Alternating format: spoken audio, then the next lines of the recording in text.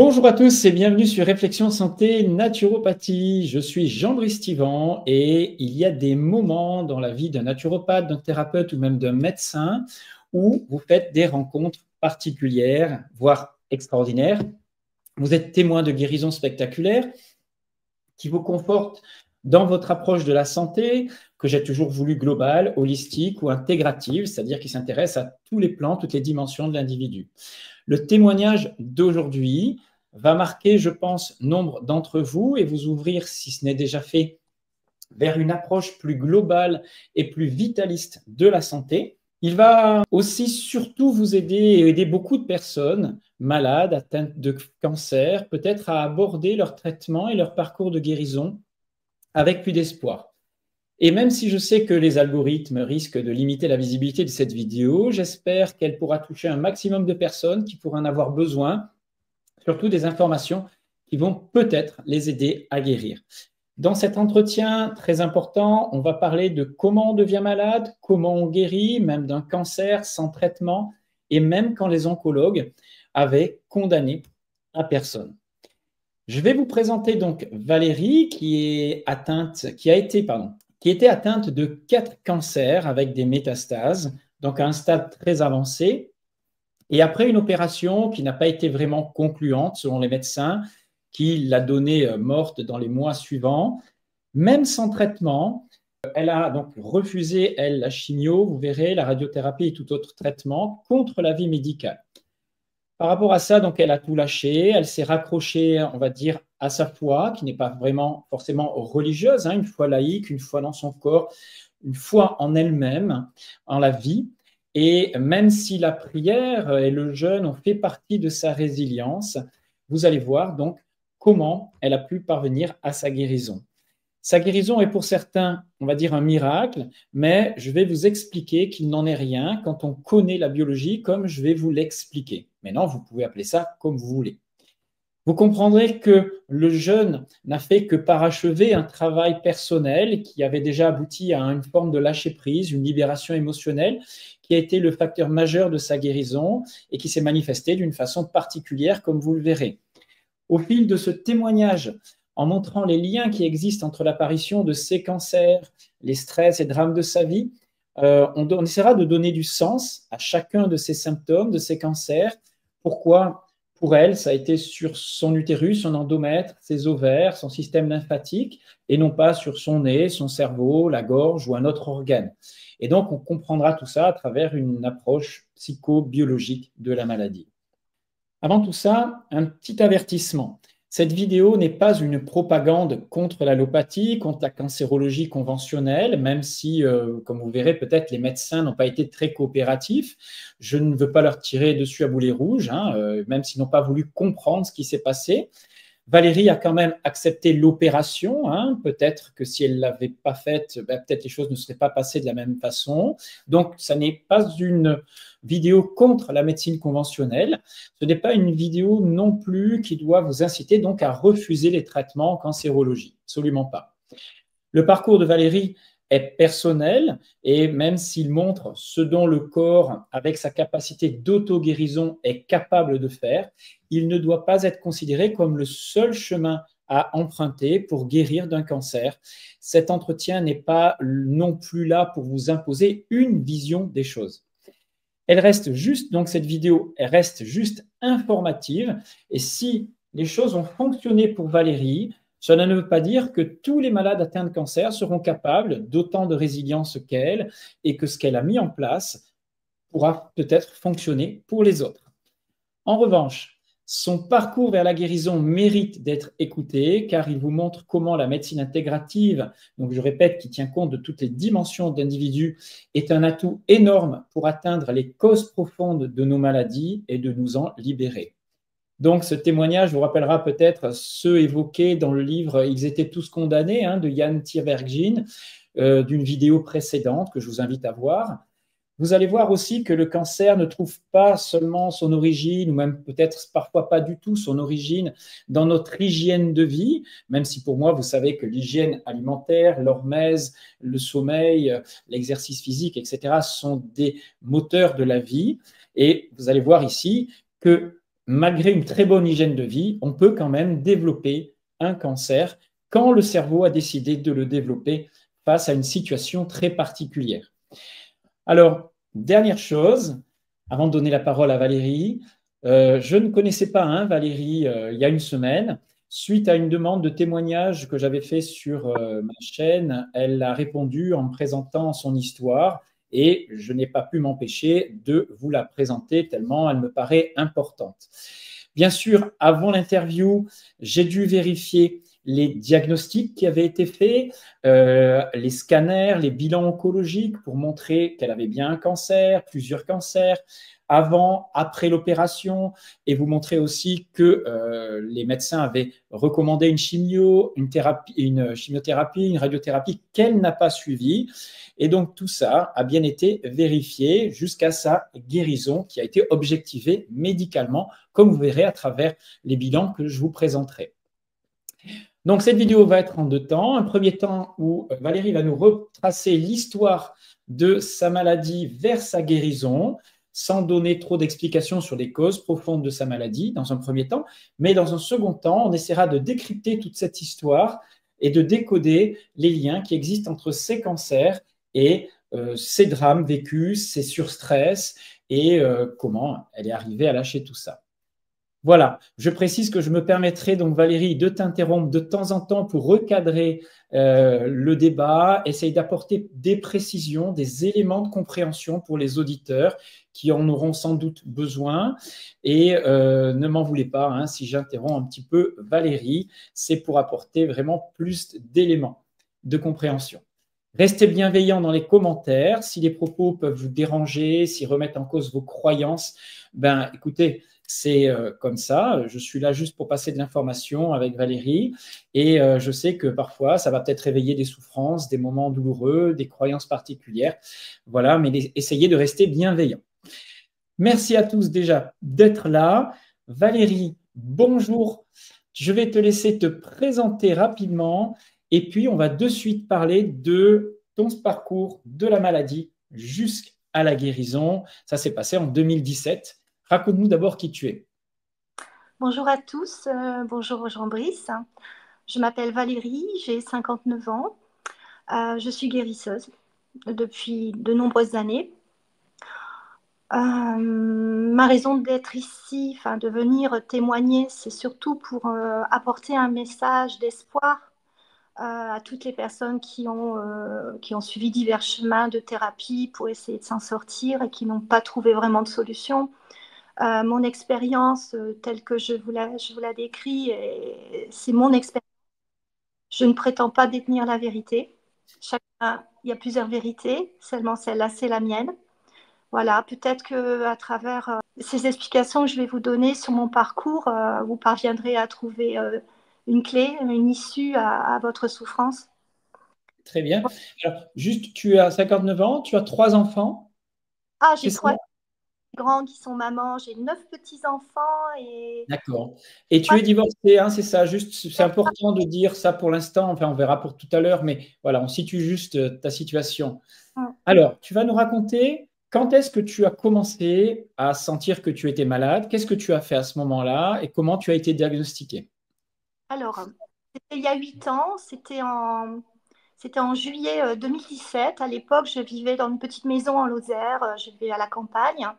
J'avais une vie, je pense, relativement saine puisque je mange bio.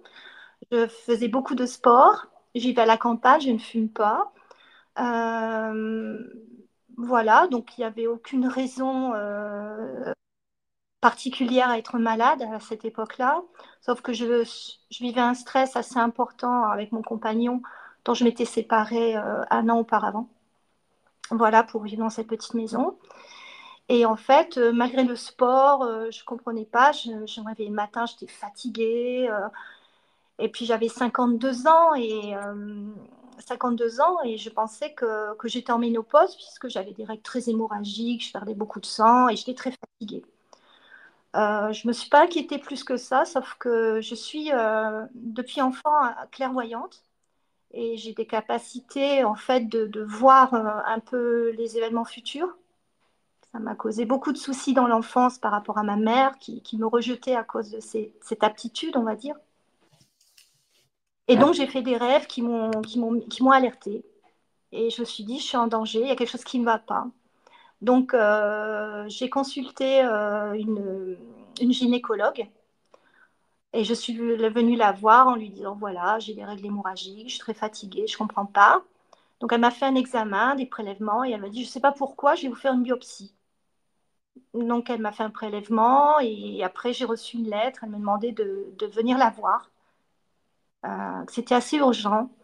Et là, je m'y attends pas du tout. Elle m'annonce que j'ai un cancer. De quoi exactement? Bah, elle me dit, vous avez le cancer de l'utérus. Elle n'en savait pas plus. C'était la biopsie révélée un carcinome à cellules claires extrêmement invasif, qui était déjà Mhm. temps. Et elle me disait qu'il fallait agir très, très vite et que j'allais mourir. Euh, Où moi, ça j'ai t'a dit ça? Ah oui, dit que j'allais mourir parce qu'en d'accord.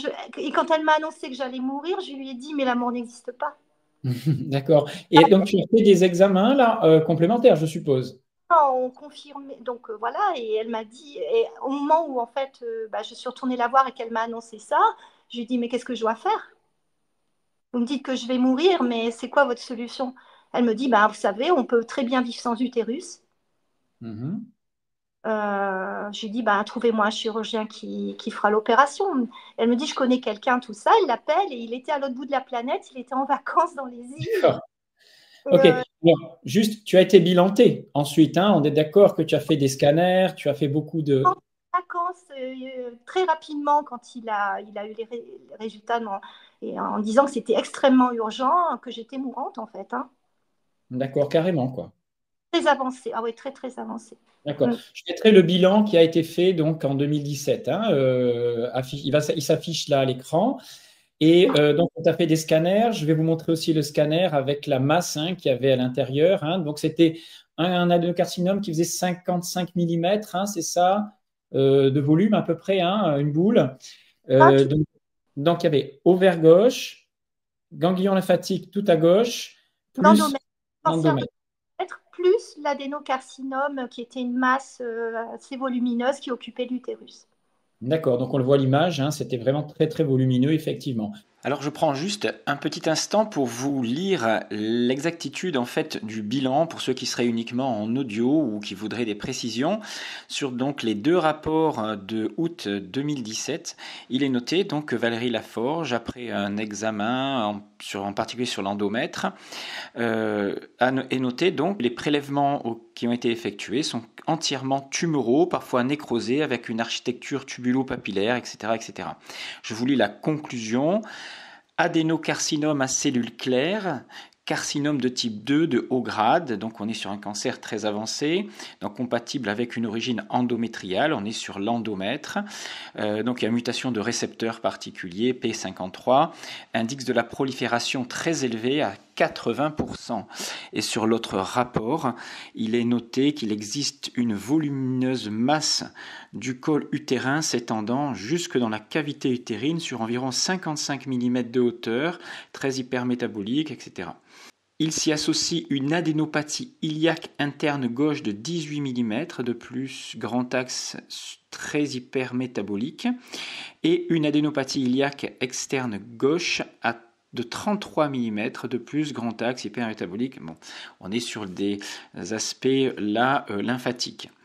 L'étage osseux n'est pas atteint. La conclusion, c'est mise en évidence d'une volumineuse masse du col utérin s'étendant à la cavité utérine sur 55 mm de hauteur, très hypermétabolique et très suspecte.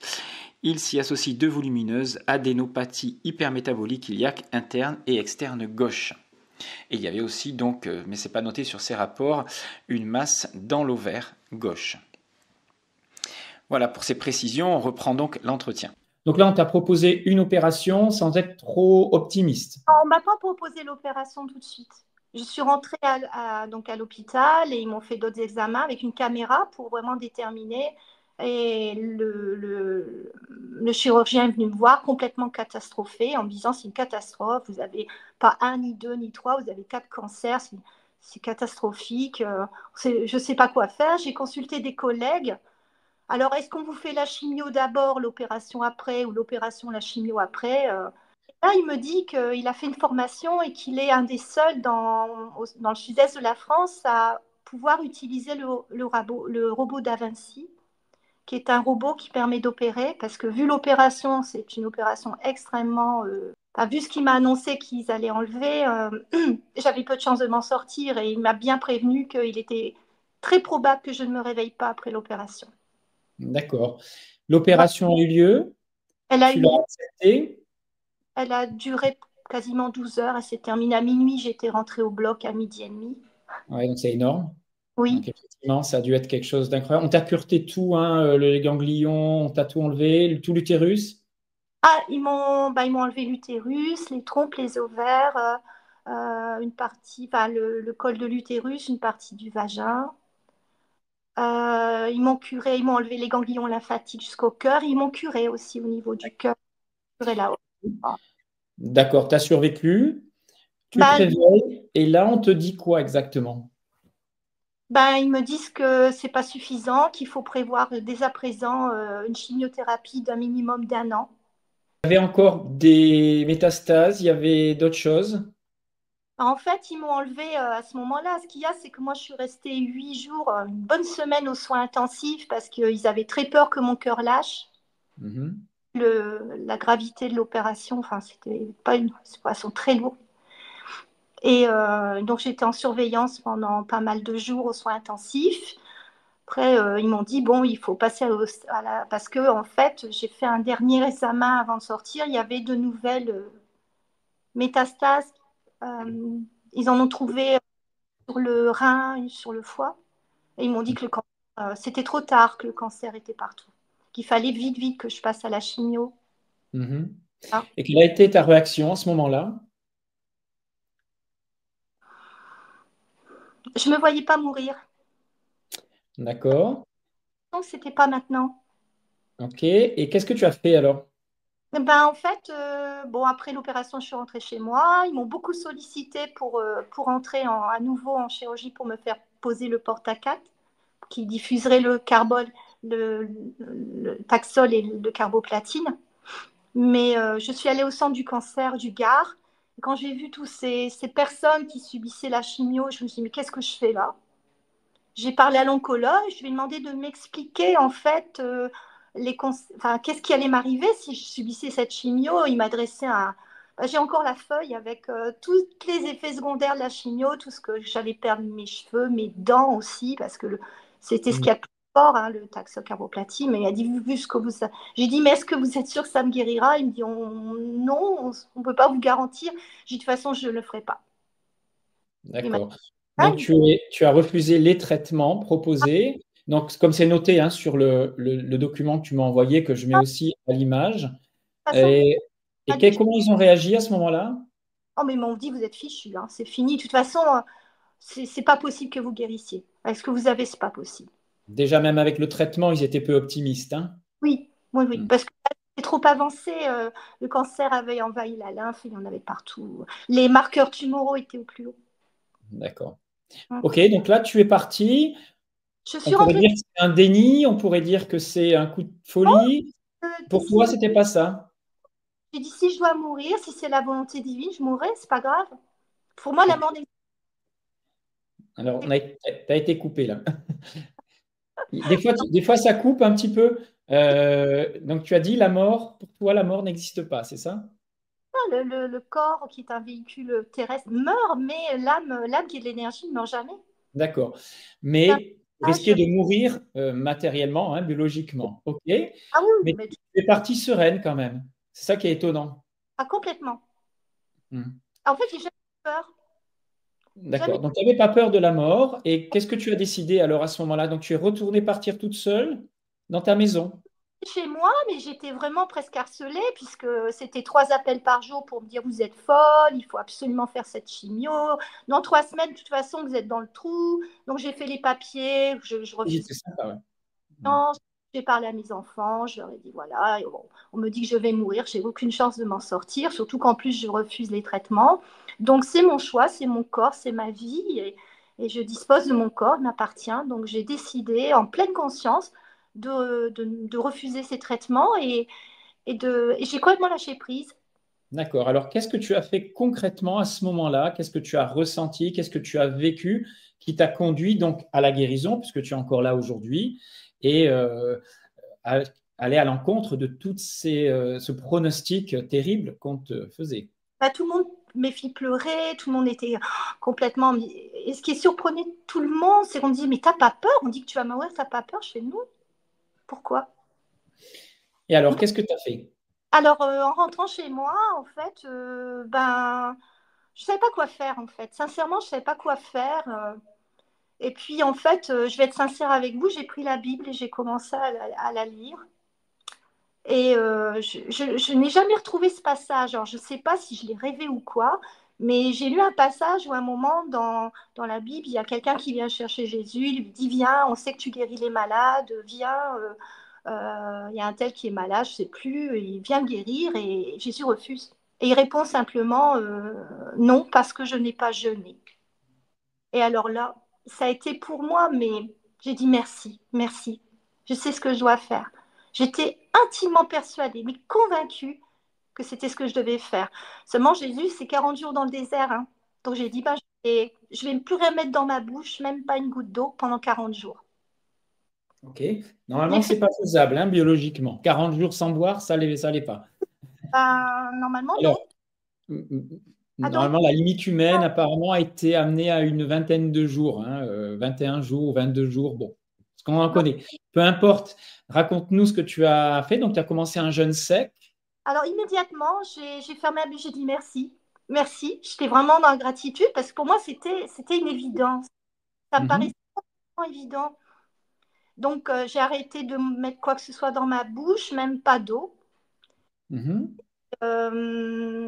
Voilà, et j'ai décidé de faire 40 jours. Seulement, je perdais plus d'1 kilo par jour. Je l'ai fait C'est 14 jours. normal en jeûne sec, oui. Oui, donc certains jours, je perdais jusqu'à 1,2 kg. Hein. Et tu Donc, étais déjà pas grosse, hein, on va dire. vu les traitements, ce que j'avais subi auparavant, j'avais pas très faim, donc j'avais un peu maigri. Et c'est vrai que j'ai perdu en 14 jours 13 kilos. Hein. Oui, donc il ne devait plus rester grand-chose. Donc je dis bien que ce n'est pas forcément la bonne solution, voilà. Et au bout de troisième jour, tu m'as dit qu'il t'est arrivé quelque chose. Il m'arrivait quelque chose de. Donc j'avais complètement lâché prise et en fait, je visualisais ma guérison. C'est-à-dire, D'accord. Mais quand tu dis, je te reprends, excuse-moi, quand tu dis j'avais complètement lâché prise, pour toi, ça signifie quoi exactement? alors le lâcher prise, pour moi, ce n'est pas baisser les bras. C'est accepter de vivre cette expérience comme quelque chose, comme une opportunité. En fait, je trouvais, pour moi, c'était un challenge. Et d'avoir la mort en face si proche, pour moi, Mhm. c'est presque excitant. Pour moi, c'est D'accord. une expérience fabuleuse que j'avais la chance Mhm. d'expérimenter. Moi, je l'ai vécu comme ça, de Ok, manière. tu n'avais pas peur, on est d'accord. Et au bout du troisième jour, alors qu'est-ce qui s'est passé? Alors, j'étais assise dans mon fauteuil. Hein, c'était en fin de journée du 3e jour de jeûne. Il s'est passé quelque chose que je n'explique pas vraiment. J'ai été traversée comme scannée par une énergie qui était pour moi comme une sorte de lumière, quelque chose d'extrêmement puissant, euh, qui m'est passé du haut et qui m'a scanné comme Merci, oui. la Mhm. tête aux pieds. Et c'était surtout de l'énergie que je ressentais, une lumière d'amour. C'est Mhm. inexplicable. Et ce que j'ai ressenti, c'est que j'étais aimée. J'ai ressenti un amour, mais un amour infini, que Mhm. j'ai senti comme Les- une tape de plomb qui tombait de mes poumons. C'est comme si je tombais comme une femme. Mais bien, c'était extraordinaire. D'accord. Je vais Ouais. juste reprendre ça, parce que les apparences pourraient te dire, si une personne, par exemple, elle est croyante, elle va dire, tu as été traversé par la lumière divine, par l'amour universel, etc. Ce qui est tout à fait possible. Moi, je ne veux pas remettre en cause ça, mais ce que tu as ressenti, ça s'explique et ça arrive souvent chez des personnes qui font un vrai lâcher-prise émotionnel. Et il se passe quelque chose de particulier. C'est-à-dire que dans le cerveau, on a deux systèmes nerveux, hein, un qui s'occupe du stress, un qui s'occupe on va dire, de l'état de détente, hein, le parasympathique, etc., et du nerf vague. Et quand on lâche émotionnellement des rancœurs, des souffrances, et qu'on contacte l'amour, justement, c'est-à-dire qu'on bascule d'un versant de surstress à un versant, au contraire, d'amour, on passe de la souffrance à l'accueil, à l'acceptation, par rapport à plein de choses qui nous sont arrivées, hein, même si ce n'est pas forcément conscient, et on va y revenir parce que tu as une histoire très particulière, faite de drames, de souffrances, de choses très, très lourdes, qui peuvent expliquer que tu en sois arrivé à ce cancer-là. Et à ce moment-là, tu as basculé.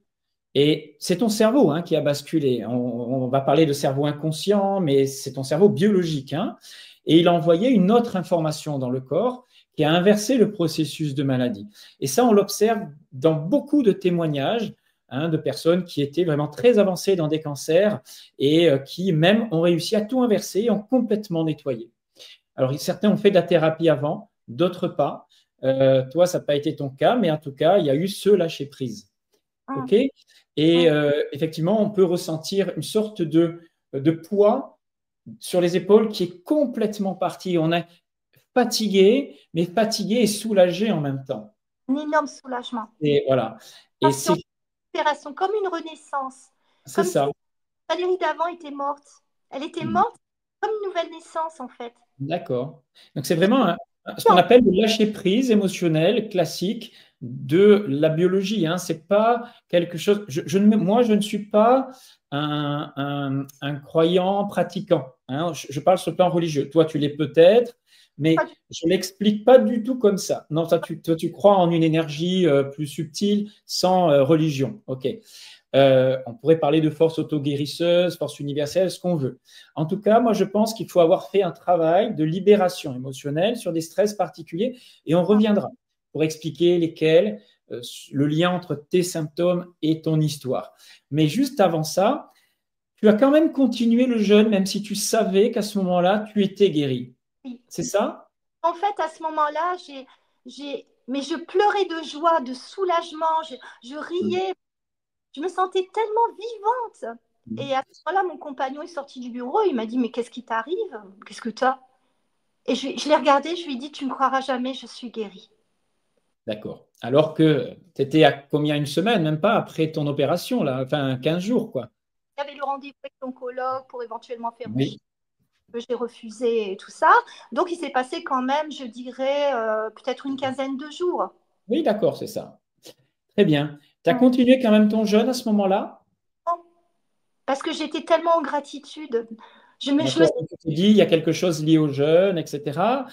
sentais Le jeûne a sans doute fini de nettoyer un petit peu, hein, accélérer le nettoyage de certaines tumeurs qui étaient déjà en train de disparaître. Et donc tu as continué de jeûner combien de jours? Alors, mon but, c'était de faire 40 jours, mais je n'avais pas suffisamment de graisse. Hmm. Parce que quand on analyse ce qui se passe dans le jeûne, c'est-à-dire quand on passe en cétose ou 48 heures, quand le stock de glycogène est complètement utilisé, les cellules graisseuses se libèrent pour pouvoir préserver et fournir l'énergie aux organes vitaux. Et il faut savoir que dans ces cellules graisseuses, il y a de l'eau. Et cette Oui, eau peut nous hydrater de l'intérieur. d'accord. On appelle ça l'eau métabolique, hein, qui est fabriquée à partir de la graisse du corps, hein. C'est le principe du Ça, chameau qui stocke de la graisse dans sa bosse. Et tu as jeûné combien de jours en sec? 14 jours. Sans boire pendant 14 jours. D'accord. Et au bout de 14 jours, tu as décidé de reprendre. Tu Oui, te sentais comment? c'était magique. Je redécouvrais le plaisir de boire de l'eau. Oui, ça, je me doute, oui. D'accord. C'est extraordinaire. C'est merveilleux. J'ai pas de mots. C'est du bonheur. OK. Et dans quel état d'esprit tu étais et physiquement, tu étais comment par rapport à ton cancer et tes symptômes? Est-ce que tu avais encore des symptômes, des choses comme ça? Ben, en fait, déjà à partir du 10e jour de jeûne sec, on peut plus se lever. On n'a pas de force, on tient pas debout, on s'accroche au mur. Le 12e jour, je pouvais plus me lever du tout. Mhm. Là, tu allais un petit peu loin. Normalement, non. Quand on fait un vrai jeûne, au bout de même 10, 12, 15 jours, on doit pouvoir avoir encore des forces. On est en cétose et on est assez tôt adapté. Quand je Toi, à mon sais avis, tu devais être un petit peu déshydraté, je pense. peut-être, oui. Oui. Un petit peu, ouais. Parce que j'avais pas les lèvres sèches, la peau sèche, rien du tout. Hein. J'avais aucun. Mhm. À part Ouais, la pâteuse, j'avais pas de ouais. cils, de désir. D'accord. Et je pense que tu étais un petit peu loin dans ton jeûne Oui, par rapport à tes réserves et ce que tu avais vécu avant surtout. c'est très D'accord. En tout cas, ça a peut-être fini. L'autophagie a fait son travail, sans doute, et bien. fini de nettoyer et inverser le processus. Ça, certaines personnes vont dire, ah ben elle a jeûné, c'est le jeûne qui l'a guéri. Pas Non. con- Il n'y a pas que Voilà. ça. Pour moi, le jeûne, ça a fini de nettoyer les choses, mais ça n'est pas la cause de ta guérison et tu le sais. Non, je pense que j'ai intégré qu'en fait, je n'étais pas une victime. Et je me suis pris en charge complètement en me disant que tout ce qui m'arrivait, c'était moi peut-être qui l'avais créé aussi, en réaction Alors, à ça, on le verra tout à l'heure et tout c'est à exactement ça. Alors, on va juste voir comment tu as pu objectiver ta guérison. Qu'est-ce qui s'est passé les mois suivants? Alors déjà, cet état de bonheur où j'étais vraiment libérée s'est poursuivi pendant des semaines, hein, où j'étais mais émerveillée de tout. Je redécouvrais l'odeur d'une fleur, le vent dans les arbres. Tout pour moi, c'était comme si j'étais plus consciente. J'étais vraiment D'accord. consciente de chaque chose le moindre verre d'eau, le petit morceau de légumes, je mangeais, tout était merveilleux. Tu Quand étais c'est surveillée médicalement à ce moment-là? Tu étais suivie? Quand j'ai refusé la chimiothérapie et que j'étais en affection longue durée, ils ont refusé de me suivre. Ils m'ont dit, si vous refusez la chimio, euh, Pas de psychologue? je suis allée voir une psychologue, mais elle m'a jetée dehors parce que je refusais la chimio. D'accord. À quel moment tu as été contrôlée? En fait, ce qui s'est passé, c'est comme ils refusaient de me suivre, hein, parce que je refusais leur thérapie de chimio, tout ça, je refusais leur protocole. Ils m'ont dit, bah, très bien, vous n'aurez plus l'assistance affection longue durée, vous, vous voulez vous débrouillez toute seule, nous, on ne vous suit plus. Donc, je les ai rappelés, je leur ai dit, bon, bah, très bien, je vais en informer la presse. Alors là, il s'est ravisé, l'oncologue, il dit, bon, bah, très bien, vous inquiétez pas, non, non, bah, finalement, ok, on vous suit. Donc au bout de 5 mois, après le jeûne, non, après l'opération, j'ai fait ces 5 mois, oui, 5 mois, j'ai fait un scanner de contrôle parce que je n'avais plus aucun signe. Euh, Tu te mais sentais bien? Tu étais bien? D'accord. ouais. Et donc, tu as fait ce scanner et le résultat, hein, le bilan, on va l'afficher ici, hein, comme on va voir. Et qu'est-ce qu'ils t'ont dit à ce moment-là? Plus tard, là, c'est le scanner des 9 mois. Alors, je sais plus si D'accord. Moi, j'ai le résultat au bout de 9 mois, hein. Ils en ont déjà fait un au bout de 5 mois. Et qu'est-ce qu'ils ont dit à ce moment-là? il ne trouvait plus rien. C'est-à-dire que la tumeur, même un kyste, il n'y avait plus rien. Plus rien, plus de métastases, plus rien nulle part. Et la prise de sang, les marqueurs tumoraux, étaient complètement. Il n'y avait plus rien. D'accord. Quand même, Et parce comment que il a réagi, le médecin, déjà, quand il t'a vu arriver au bout de 5 mois? Alors, ce qui s'est passé, c'est que je suis revenue avec les résultats du scanner. Il n'y avait plus rien. Donc je me permets de réinterrompre juste l'entretien pour lire pour les personnes qui ne sont pas en visio. Donc le rapport au bout de 9 mois après l'opération stipule consultation de surveillance 22 juin 2018, Madame Laforge Valérie, née le 9 août 65. Chère consoeur, je vois en consultation Madame Laforge Valérie un peu plus de 9 mois après une chirurgie pour un adénocarcinome de l'endomètre de haut grade, séreux à cellules claires, avec envahissement du col et du paramètre gauche, engainement périnerveux, 1N plus R plus iliaque externe gauche, maladie classée PT3-PN1 avait refusé la chimiothérapie et la radiothérapie adjuvante. Donc on voit bien ici qu'elle a refusé les traitements. Pas de fait médicale, patiente en très bon état général, OMS 0, pas de doléances particulières, poids 55 kg stable. L'abdomen est souple, dépressible indolore, pas de trouble du transit, pas de signe d'acide clinique. Pas de nodule suspect visualisé au niveau du fond vaginal, le toucher vaginal est souple. Le scanner thoraco-abdominaux pelvien, réalisé le 22 juin, réalisé ce jour, ne retrouve pas d'éléments suspects.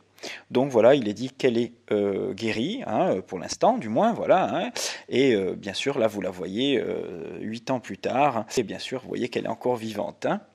Voilà, donc on revient à l'entretien pour la conclusion de cette première partie. Et donc, il m'avait dit que j'allais mourir. Donc, il avait du mal à me regarder dans les yeux parce que, bon, il se grattait la tête, il ne comprenait pas. Il dit, mais je comprends pas. Mais vous avez fait quoi alors? Il me disait, vous faites du sport? Je dis, oui, oui, je cours le marathon 3 fois par semaine. Je dis, mais non, c'est une blague. Il faut du temps pour se remettre de ça quand même. Et je lui dis, papa, vous voulez vraiment savoir ce qui s'est passé? Ben, je vais vous le dire. Par contre, ça ne va pas vous faire plaisir. Parce que je suppose que vous avez fait 15 ans d'études, vous avez un esprit scientifique. Ce que vous allez entendre, ça va pas vous plaire. Mais puisque vous me demandez, je vais vous le dire. Et je lui ai dit, j'ai prié, j'ai jeûné. Alors là, il a bondi de son siège. Il m'a fait, oh ça, je ne veux pas l'entendre, votre carême, je ne veux pas entendre parler. Il est sorti du bureau, il était à la secrétaire, il a dit, patiente suivante. D'accord. Il t'a quand même revu quelques mois après pour le dernier examen? Revu à ce moment-là, je ne l'ai plus revu, non, puisqu'il ne voulait plus me voir.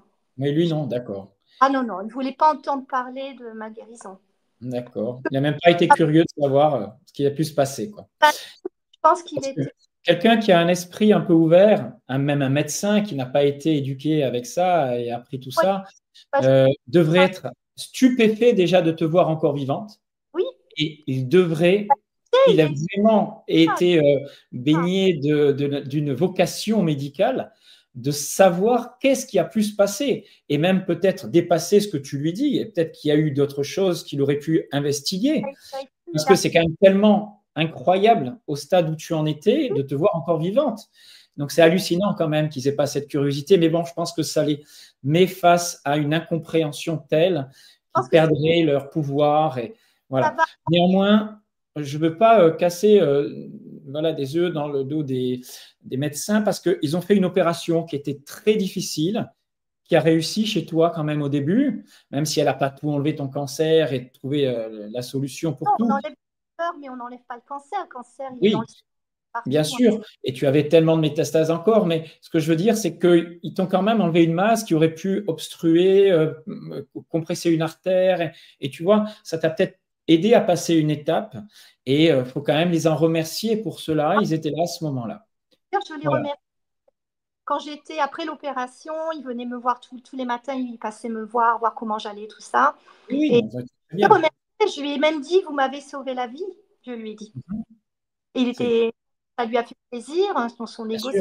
Même s'il savait qu'après, tu étais quasiment condamné pour eux. Hein. Oui, c'est pour ça, quand je lui ai dit, vous m'avez sauvé la vie, il avait l'air dubitatif. Hein. Oui, bien sûr. Tu es reparti au bout de 5 mois, il t'a foutu à la porte. Hein, et qu'est-ce que tu as fait? Tu avais encore un rendez-vous de contrôle quelques mois après? En faire un tous les 6 mois. Alors, pendant les 2 premières années, c'est un tous les 6 mois.